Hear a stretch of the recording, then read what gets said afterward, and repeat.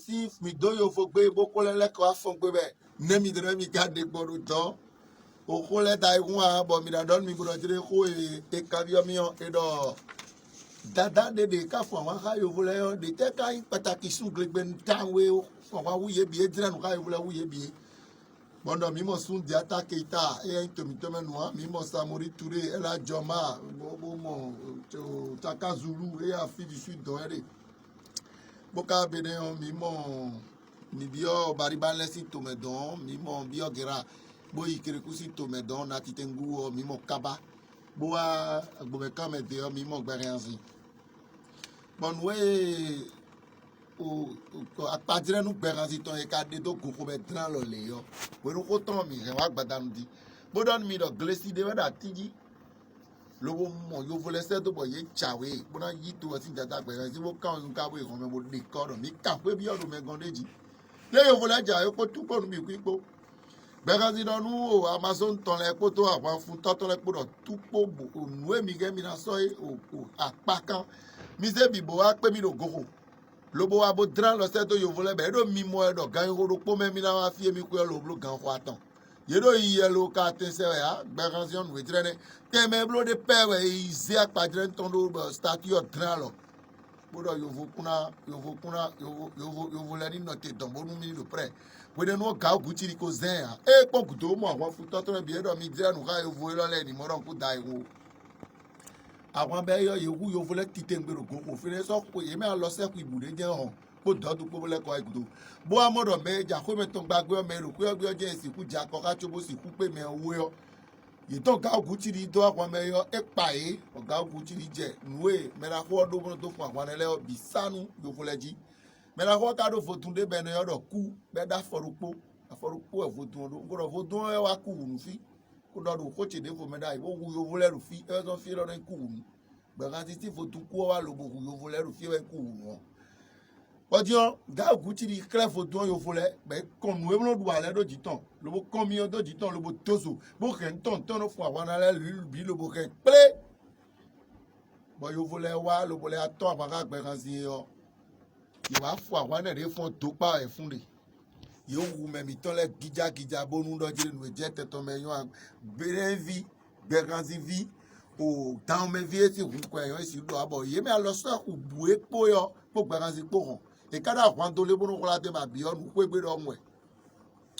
Bon mais la ko kla be ko boy chime te ka ko boy chime da ko jije de ka akhiru boy ko bo mai akhiyo me wedo bon wa bia pare vo me dada rena uzugbo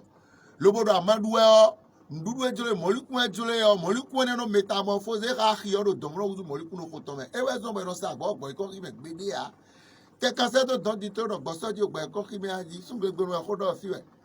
amonu kuru je no do no e me ya ogun de sire to me o gutiri le tunu ne bi bodo nu yo fole bodo jele le po e no kuzu le ku gbo le bi gbada ndio ira modo je kele gbeganzio le na ku le da era ku bi di mo uzu gbeto bo bo kono gedegbe kan fa bodo nu gbeganzi da liyon amide na ton egbe ya o gedegbe do mo ni bodo je ke mi ni kuna ton egbe o le kuna ton e do mo ni e o bodo e me de bu kuna ton egbe o nugbo ayi kan yòówù gbọ̀lẹ́ bí padà dáadáa bọ̀ dada sẹ́mi tó bẹ̀ pọ́n bẹ̀ dọ̀ gbọ̀lẹ́ yòówù gbọ̀lẹ́ bí dada títẹ̀ ọ ewu gẹ̀dẹ̀gbẹ̀ wó kẹ́ bọ́dà o gbogbo kankubo kangbẹ̀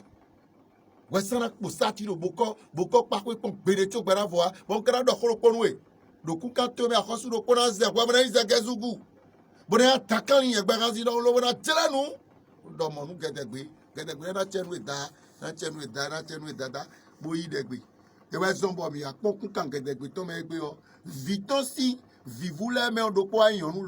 lobo motogami to se ko lobo ji bo gedegbe vi jiji weji Patrick Talon mi toton o se bi enu e wa sori se n se mi no bo ikele pe vi ogun ati e ga edu oton no pe egosi e ne bo gbe kan si e ka domo bo ko denu gedegbe o do po le abiola to me dimbura so ai e we zombo mi da modole me da ko wa yo e do gbe kan si sinu to ku to bi da wa pe parce que me da ko le ko ala to bo to le bi o mi mo to kan le bi o pa si mi da so ta to kan le wa mi mo de bi o gbe kan si sin le po aji e we me da ko le ko wa Le beau bio vivou que de tonton mais pour lui récompenser de ce qu'il lui avait fait. Et ma kafabo de ene a fie dada na kokuri en mission ton afro fine. Dada ko ka re termina wudu divite wudu de na wo mibi. Dada gbo ase de cho. Bo kan bi ododra ni to me yin yen ka waru ko waka to wa to che bo ka lo wa. Pero yen we a. Dada yo vo to me ton we se mi to. Pero e ka mo dada o kan bi na do be na do. Ga okuti ile gbon kuto lo bo do nu yovo gan yovo colonel lorale e je to bo mo yovo gan le o tẹjọ tọ mẹ lájẹ fún fìdí lówó kú mẹ lákọ kábílò lérò pé náà fowó àtọrọ bẹrẹ dèrè yìí ètò ẹdọ ìsọ ìsọkẹlẹ dáadáa bó ti gbàgbà sí sọ ìdó Martinique pẹmọ dáadáa kàkà tsobọ buwaya lada hun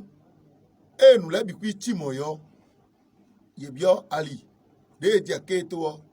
bọnadìdó ọ mímọ tó fa premier wa máa ń nọ fí ẹmí yàn. Novia mi gbogbo borúkọ sí zozeli gbéwẹ́ dá kúnkà ọgbọ́n tán ọ̀tọ̀ akẹ́lẹ́ dídó Canada bọ̀ kíkà tí àlàdà tiọ́ ẹ wá mú ẹ̀hún fowó tán ẹ̀ sí ẹ̀tí sípò dé díẹ̀ tó fà premier ọ̀bùrọ̀ fòfó nù sípò ẹ̀dí gbẹ̀rẹ̀ sí ọ ẹ̀rọ fòfó kó àbọ̀ àjà ìmíwẹ̀ à tó fà premier nọ́ọ̀vì nùwẹ̀ mọ́ndé tí yóò fowó rẹ̀ pàwé àsọ̀ jà gbẹ̀rẹ̀ tó sọ̀ jà ọ̀gbẹ̀rẹ̀ sí kó gbọ́dọ̀ ẹ̀rọ dọ̀kó gbọ̀n mọ́ àmẹ́ remi tɔnu bi kui na kura ibo adagbe fofo ɖo dɔ weka ɖɔ ti kura ibo adagbe wɔ na ɖɔ ŋdo kpɔnue gbɔgbɛ kasi kpanu kɔ bo dɔ ni bo dɔ vodu yɛ wesi de n'omo asutɔ vodu ɖo agbaza me gana le ayɛmɛ na wa ta ni de ŋgbɛ na dze yɛmɛ tso na di do bɔkɛ bi to dze teti di ko dze to gba to fa premier di bɛ dze gbesa di tata buruku agbeti ene jean pri yawo la kpɛ ɖe mi lɔ xa do sɛm de ne bɔn ena ko kui ka o kẹbi sọ ẹ bọ yovo lẹ lọ tebo mímọ ẹ lẹmẹ bọ kẹbi sọ tó gbari kabo yí ẹnẹsì sí àga bó tẹrẹntẹ lè kún àwọn atọnu kó afọtọnu kó kú bẹjẹ sọsọ yìí bọgbẹ kasi adọ ìnáwó amọrọ yẹ ẹmẹ abiyọ wa yẹ ẹmẹ akara náà lẹ àná yẹ mẹnu kó atọ mọ ẹnẹ bọ mọ ẹyin gbọn nẹ òun kó dọmi lé ọ ẹ da ẹkún wa yẹbi ọtọ jíbó dìtò ọ yẹ tiẹ tọ tẹyìn tó gbẹ kasi náà mi wọn nu yovo lẹ dọlẹ tẹrẹ rẹ yẹbi lẹ kúsọsì lẹkọ bẹrẹ ìbùsọ mi. Bon, bateau ça c'était à nous, qu'est-ce qu'il y a tant à ça tant. Bon, il est collé dans il y a du verre, il est comme au bateau c'était ben cléwa wafu et non il pas au et cléwa wafu quoi. Ben jeté. Bon, il fiait notre sogla de bro maman nous idiot. Il a ça à nous blazer de bloc quand monona un kaba. Bon do hobo, pegasi non ali dans ton gosse en gbada din jai. Bẹ́ẹ̀ náà lè dán ọ̀dọ̀ kùzú kòkòrò àti bẹ́ẹ̀ kùzú kòkòrò àti bẹ́ẹ̀ nùkútọ̀ bíi míyàn ló ta o ebúrò kò mẹ́sìn jíwẹ̀ nà zọ́mbó yìí. Bọ̀dìyàn ẹlẹ́sà gbébọ̀ àti tọ́mẹ́dà sí jí fíè kọ́ra náà gbẹ́ bìrà náà pọ́n yọ ní bó ká pélé bẹ̀ fínẹ́ bìrọ̀ fínà náà nínú ṣerigbe bọ̀ yóò wọ́ alílẹ̀ rẹ̀ bẹ́ẹ̀ wúzá ṣerigbe agosi bọ̀ ikọ́ káká àrà ìṣẹ̀tọ̀ àràmọ̀tò ìrọ̀ ọ̀dà lè ọjí tán ká ìzù sí tọkàn tán àmọ́ mi ló kó dán ní ọdún tó yà bọ̀ kaka jẹ gbé múra ìtò ọmọ ẹwà náà mọ kókó rà síjọ nùkútọ bíi mìíràn tẹtẹtẹtẹ múra síjọ òfin kaka jẹ gbé ń gbẹra sí da ẹkún àsúnù kélégbé nu ẹ yìlẹfọ lẹkọọ bó kó ìgbé bó jẹ tọ tẹtí bẹrẹ ọlẹwọn ńdókó bẹyìn nù gùdó tán yóò fẹlẹ rẹ wọlé yanu yà yédi kẹsì gbópẹlẹ wa bẹẹ dínà lọdún bẹrẹ sí tó ọjì dà ọmọ sí tó ọjì gbọdọ nù ẹyẹlẹ náà tó tó ẹ ndé yọ mísírà ló gbé pọpọ tó gbẹrẹ fọ wa. Otu wako po wako jivi wako de kago infide fuo ena dudo mi ji pon na no yeme bu na no fu awan ne okami lo gbe ma do po mi to kran gen khove wa do ko do gba do li fi o me do sunu wa gbe ma do po mi ya asiku li fi ya me do la ka asiku sunu wa won la do khove po li fi topo bo me do la do khove po do sun topo e be do gbe ma do po we kran khove si ba ira ko mi e kon di emi de kaka je gbe fidi bodo mo bodo de ndogbon ne do mi zami lobodido eka dido nwa do nu sobo do nu weyo nwa modo jere ke nyane o ye wa zo do Jesu Christ ti la me o e wa zo la ton e kon do ko mi no je to monde na te fi ado kava me ma tunu ba la ifo a support te fi a be ro ko do e no ko mu kere do e bon do nu mi bro jere kon ta pe to me o mi bro synchrone le ton mo do je Jésus o bro joie pour l'humanité joy for us. Bon, Jésus, oui, qui nous quand un bébé double Jésus a blochi. Et ouais, mais tu dois vous primer d'ailleurs. Mais quand tu dois juter, si tu prends la mêlée blochi. Bon, Dieu, ben, et quand Et même le baptême de Jean-Baptiste et blogi. Mais le baptême de Judas si torto le blogi. Et Jacob est Jérusalem et le blogi. Mais vous avez un Judas et le blogi. Il va gagner encore et un béanzin et blobé. B au câble bénédiction, J au câble choix. Bénédiction mais bénédiction si un peuple béni. Rou mimo B. Béanzin on est. Boka mo dire que le to mais Jordan daoumé da boka béné gbe. Rou mi le mo B. Boka doblo dire que le tata crele si filé mais on bino yiwe no blo baptême nous mais bino yere conséquence no baka. Bibo jago mo cambio. Un bino yiwe Jean-Baptiste et le blobé. Alliance et Karoka boy ko sa rio. Et boy ko le blo shooter si torto noué et le blobé. Boka jakuku buyo et kudo blida et le blobé.